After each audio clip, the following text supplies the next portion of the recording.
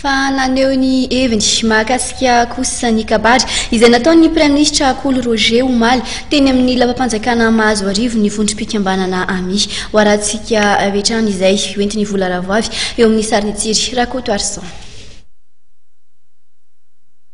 Kabary nampiseho fahavononana hiasa ho an'ny fampandrosoana ny firenena sy ny isan-tokantrano nataon'ny Premier ministre vaovao Kolo Roger Omaly teny Mahazo Arivo. Kabary mampiseho ihany koa fa matotra ny fiara-miasa eo amin'ny filoham-pirenena sy ny Premier ministre. Misy fampanantenana ary misy fanantenana eo amin'ny vahoaka indrindra araka ny voalazany hoe hisy fampandrosoana mipanka mivantana any amin'ny isam-batan'olona. Eo indrindra ny tianay hotsipihana hoe zava-dehibe zany ary anisan'ny olom-panjakana ambony na samy laza io Premier ministre vaovao io hoe hampisy fampandrosoana mipaka any amin'ny isan-tokantrano.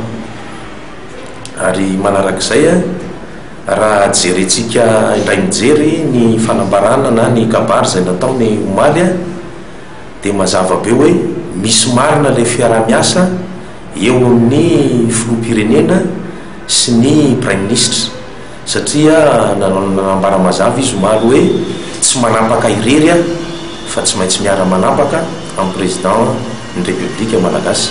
Avelao hiasa malalaka ny filoham-pirenena sy ny Premier ministre, satria raha tsy malalaka zany fomba fiasa zany dia karazany matomboka ihany ny programa sy tetikasa mahafinaritra izay nilazaina sy teneniny tao anatin'ny kabary ireny.